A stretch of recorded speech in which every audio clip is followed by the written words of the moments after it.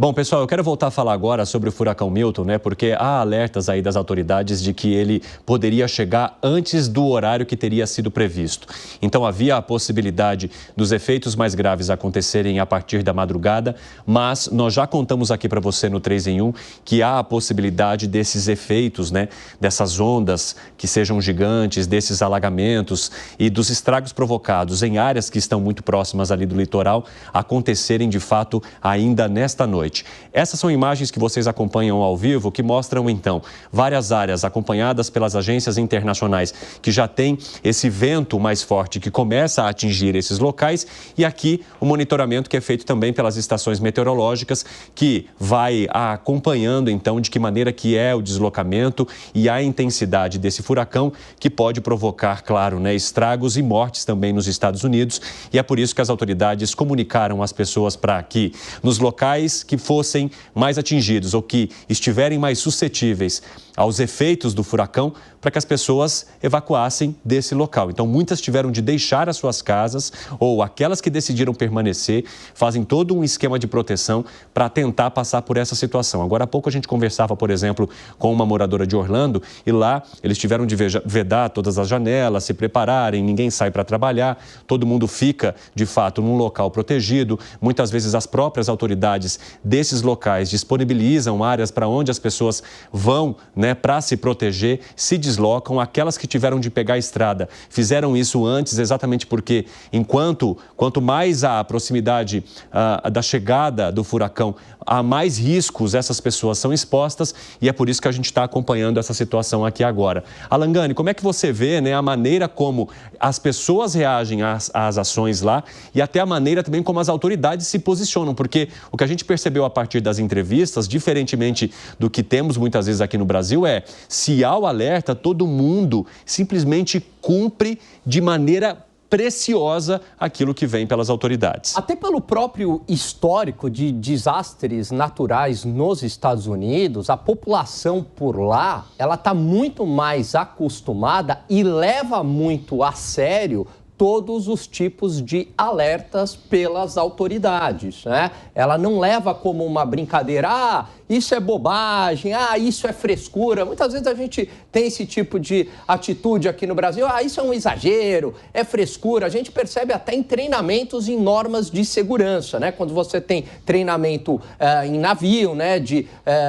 Treinamento em situações de emergência, em avião. Nos Estados Unidos é bem diferente, né? Eles levam muito a sério essa questão de segurança. Tanto é que em qualquer lugar que você vai nos Estados Unidos, o que você observa ali? Exit, né? Você tem saída, sempre chamando muita atenção, saída. Aqui no Brasil não, né? Ali é sempre muito claro, essa questão de segurança está na cultura americana e o que chama muita atenção também é o planejamento, como as autoridades se antecipam aos eventos, procurando minimizar as consequências para a própria sociedade. Fala, Segré. Tenho amigos que moram nessa região e eles observavam duas coisas. Primeiro, as autoridades são muito incisivas nos cuidados e na preparação para receber uma catástrofe climática como essa. Então, por exemplo, recomendam muito acópio de água, alimentos não perecíveis, como muito bem falou a nossa entrevistada anterior. Eles recomendam colocar água na banheira, porque com certeza a água será cortada e não tem nenhuma previsão para retornar água e energia. E um dado que me chamou a atenção, Evandro, é que quando passa uma tormenta ou um furacão dessas características, quem sofre muito é o telhado das casas. E aí vem uma situação interessante do ponto de vista até do mercado. Não tem capacidade profissional suficiente como para atender todo mundo. Então, muitas pessoas que abandonam as suas residências não têm como voltar porque não tem telhado e não tem profissionais suficientes para atender a demanda que vem depois dessa catástrofe. Então, olha como uma questão climática afeta uma questão de mercado. Fala, Piperno. Veja, o Alan tocou num ponto muito importante quando ele fala do histórico de tragédias que essa região acumula, né, com o passado de muitos anos, muitas décadas. Então, obviamente, a população já reage com seriedade a esses alertas. A população já está mais condicionada a isso. Aqui no Brasil, por exemplo, né, vamos imaginar que acontecesse alguma coisa muito séria aqui na cidade de São Paulo. Dificilmente a receptividade desses alertas seria o mesmo, né? As pessoas, estão falando demais, comigo não vai acontecer porque nunca houve. Como ocorreu agora, por exemplo, em Porto Alegre, né? Muita gente demorou para realmente se dar conta de que a tragédia era de consequências dramáticas, né? E certamente a gente, infelizmente, vai começar a ter que conviver também com esse tipo de hábito, né? Isso vai se repetindo aqui no Brasil em escala cada vez maior e as pessoas têm que estar conscientes. Por exemplo, em janeiro, a gente sempre vê aí desabamentos, né?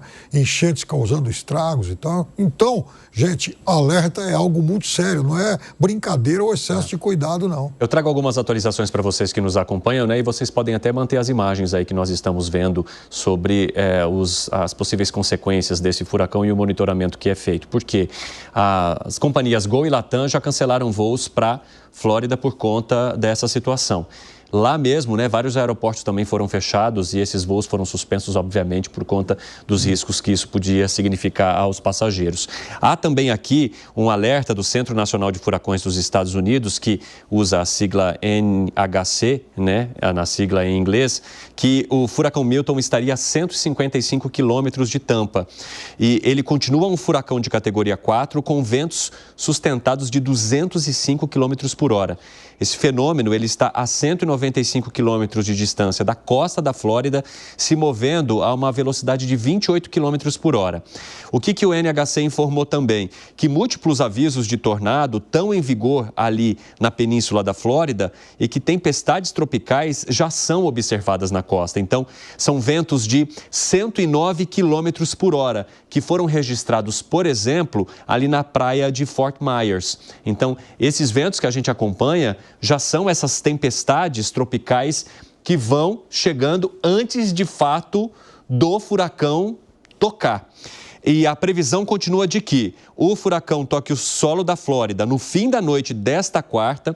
Eles mantêm ainda talvez a possibilidade da madrugada de quinta-feira, se a gente olhar aqui pelo horário de Brasília, e a previsão, ela estimava apenas durante a madrugada. Então, assim, agora eles mantêm o alerta máximo entre a noite de hoje e a madrugada de amanhã, Langani. Olha só, Evandro, o meu pai é um engenheiro civil aposentado, morou muitos anos nos Estados Unidos e ele trabalhava exatamente com isso, né? Com furacões, né? Não só furacões, mas como desastres naturais. Ele trabalhava na FEMA, Federal Emergency Management American, que é uma agência estatal muito poderosa, tem muito recurso. E basicamente, qual que era o trabalho dele? Olha a diferença em relação à sociedade brasileira.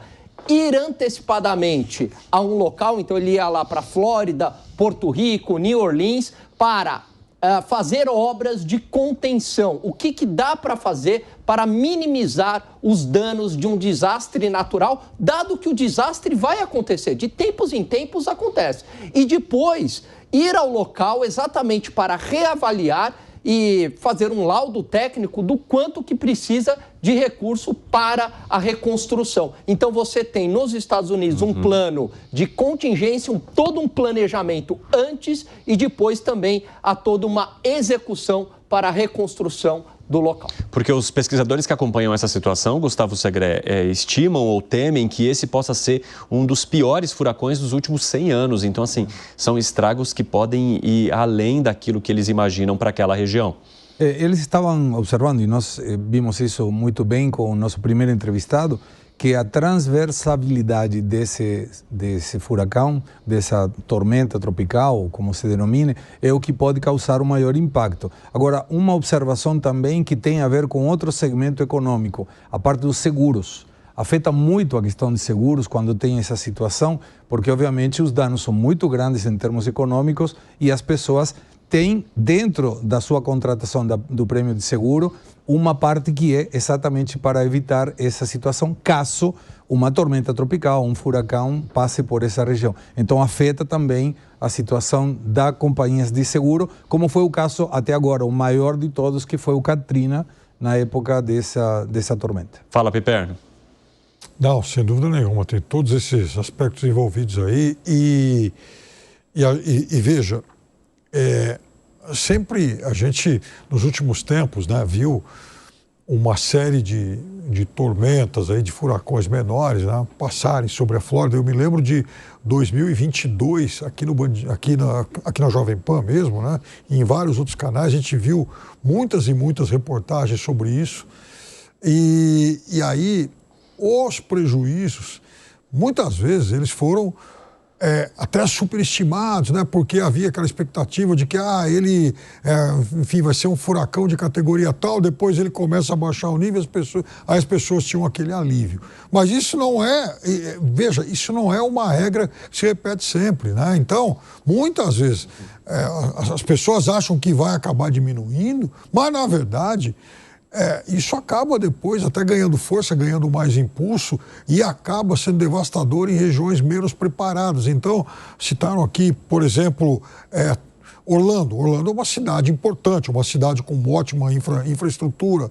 Tampa, onde a previsão é para que ele seja mais rigoroso, Tampa também é uma outra cidade, né, de ótima infraestrutura. Agora, há localidades que não são tão privilegiadas assim. E aí, realmente, a Defesa Civil de lá certamente tem essas regiões aí no seu rol de maiores preocupações, né? Até porque a gente está falando, né, de algumas horas. Se são 155 quilômetros agora, né, que o furacão estaria ali da Flórida, e ele está numa velocidade de 28 quilômetros por hora, então, assim, se essa situação se manter, obviamente que nesta noite ainda já pode haver algum tipo de impacto provocado por ele, Gani. Com certeza. E o Piperno toca num ponto que é de suma importância, a questão da infraestrutura. Nos Estados Unidos é muito comum casas que não são de concreto, são pré-fabricadas, né? E um furacão como esse simplesmente leva a casa, né? Você está ali na sua casa, de repente, né, foi a casa, foi todo mundo junto, infelizmente. Então, assim, pode ser uma tragédia mesmo, como foi o Katrina em New Orleans. Que foi, Sagré? Estava olhando, olha o tamanho do que nós estamos observando aqui na tela. Toda a parte magenta é a mais grave dentro do que se denomina o olho, né, do furacão. Mas olha a dimensão dessa situação climática, porque ocupa quase toda a parte da Flórida. É incrível o tamanho que tem essa tormenta ou esse furacão aí, realmente assustador. Exatamente. E há uma outra questão também, né, que muitas vezes a gente fica condicionado à chegada do furacão. Então, o furacão vai chegar em algumas horas e por enquanto as pessoas estão protegidas, mas a gente se esquece da quantidade de tempestades que vão acontecendo nessas regiões, né? Esses ventos laterais, como explicou para a gente o especialista agora há pouco, que já começam a atingir determinadas regiões. E ele fala que por mais que a intensidade possa diminuir ou aumentar, enfim, mas o problema é que se aquela pressão ela já atingiu determinado fator, aquilo já vai trazer, principalmente nas áreas que estão ali na costa ou nas áreas litoranas, algum impacto que possa levar à destruição, porque o mar acaba subindo, essas águas invadem essas áreas, né? Os alagamentos provocam esses estragos e muitas dessas estruturas já são danificadas, fora as pessoas que precisam também sair desses locais sem saber quando voltariam e o que encontrarão quando voltar, né? Porque o que elas fazem é seguir a recomendação das autoridades e deixar os espaços onde o perigo pode ser maior. O que vai acontecer depois e os prejuízos e a maneira como eles vão fazer a reconstrução desses espaços, aí é uma outra história. Mas olha como a gente está vendo cenas ao vivo, né? Da parte direita da tela. Como começa a observar a intensidade dos ventos, tanto nessa imagem como na anterior da piscina, em que você vê, inclusive, que não tem uma direção unânime o vento. Vai para um lado e para o outro. Aí, ó, estamos observando isso. E na parte esquerda nós vemos que vai para um lugar, mas nas outras... Olha como se mexe. É muito notório como, desde que começamos o programa até agora, a intensidade do vento foi mudando. Fala, Zé. Ouvindo vocês aí sobre essa história da cultura norte-americana, né, de lidar com tragédias, e ela é geral, né? Eu tenho a impressão que é a responsabilização. Por lá, qualquer falha de um profissional de cada setor é cobrada. E a diferença é que por aqui não. A gente vê, por exemplo, que tragédias anunciadas, como, por exemplo, a de Brumadinho, não tem ninguém preso, tem multas e tal, acordos, mas não tem ninguém preso. Quer dizer, haveria de ter uma responsabilização para quem deixou a construção de casas, sítios e tal, ali ao lado da barragem que poderia estourar e estourou, e também sobre a responsabilização de quem não cuidou, não anunciou, né? E aqui não tem essa cultura de responsabilização. A gente vê, por exemplo, que quando se falha alguma coisa de um funcionário público, ninguém entra na justiça no CPF do funcionário, nem o Ministério Público. Entra contra o governo geral, deveria ser contra o profissional que provocou a falha. E lá não, nos Estados Unidos, que se um profissional do setor público mesmo, do privado falhar, ele será cobrado judicialmente. Uma das características fortes dos americanos e dos Estados Unidos é exatamente esse uso, a judicialização e esse uso da justiça. A gente vê uma região maravilhosa de turistas, né? Muita gente se programou para passar um tempo aí, escolas e tudo. Aí tem o Busch Garden em Tampa, que é um parque maravilhoso, onde tem vários brinquedos exclusivos, e isso deve provocar um desacerto muito grande na região. É uma pena, mas dificilmente a previsão lá norte-americana erra pela seriedade que os profissionais têm em cada setor. Exatamente. O que foi, Segré? Estava pensando nessa região, quando a gente vai, por exemplo, de Orlando para Tampa, esse Busch Garden que tem as maiores montanhas russas, né, as mais radicais. Tem um monte de agências, concessionárias de carros, de caminhões e de trailers, né, de casas rodantes. Uhum. E aí uma das dificuldades que me contava esse meu amigo que mora lá é aonde eles podem levar esses carros, caminhões e casas rodantes, porque ele está em intempérie e não pode ficar aí, porque seria um desastre. Então eles têm que se programar com semanas e aí vem a previsão dessas agências que controlam aspectos climáticos como para poder ter tempo suficiente para deslocar todo esse estoque de carros, caminhões, máquinas viais e sobretudo trailers que tem muito nessa região para lugares mais seguros. E não é fácil, a logística é terrível. Agora, 5h30, o pessoal da rádio vai para um rápido intervalo, daqui a pouco espero vocês. Fala, Gani. Evandro, caso se materialize todos esses danos e a gente torce aqui para que não, a gente reza para que não, né?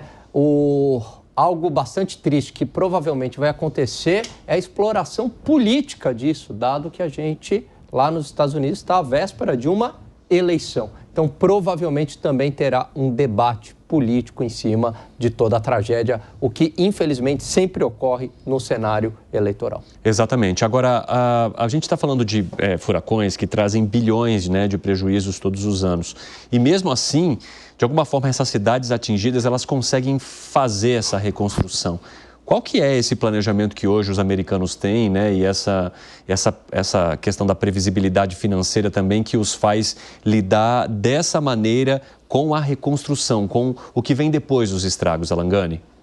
Os Estados Unidos, eles têm uma mentalidade a longo prazo, eles não enxergam o país apenas a curto prazo. Aqui no Brasil, para todas as questões, a gente deixa o problema estourar para tomar uma medida emergencial e fazer um remendo. Nos Estados Unidos, eles estão olhando tudo a muito longo prazo. Então, eles entendem que desastres naturais vão ocorrer de tempos em tempos, então eles já se preparam muito tempo antes. Não só isso, por exemplo, se a gente pegar questões econômicas, reforma da Previdência, eles já estão discutindo reforma da Previdência para daqui a 30 anos, né? Então, a questão central, Evandro, é o planejamento. Existe uma visão de longo prazo da sociedade, assim como sociedades asiáticas também têm isso. No Brasil é tudo na base do improviso e do curto prazo. Que foi, Segré? Tem outra questão cultural também, o Alan conhece muito melhor do que eu, que é a forma em que o americano poupa, por exemplo. Quando alguém quer poupar para ter pago a universidade do filho, ele dificilmente vai colocar numa poupança, compra ações das próprias empresas americanas ou alguns fundos que permitam que o dia de amanhã ele tenha recursos suficientes.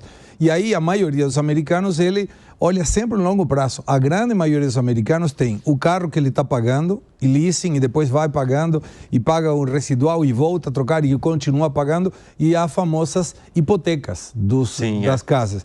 Então, são culturas diferentes, são previsibilidades diferentes e são economias muito mais tranquilas também, observando em geral, historicamente, a questões de taxa de juros, que lá o Pipeno estaria mais feliz porque tem taxas de juros menores, e a questão da inflação.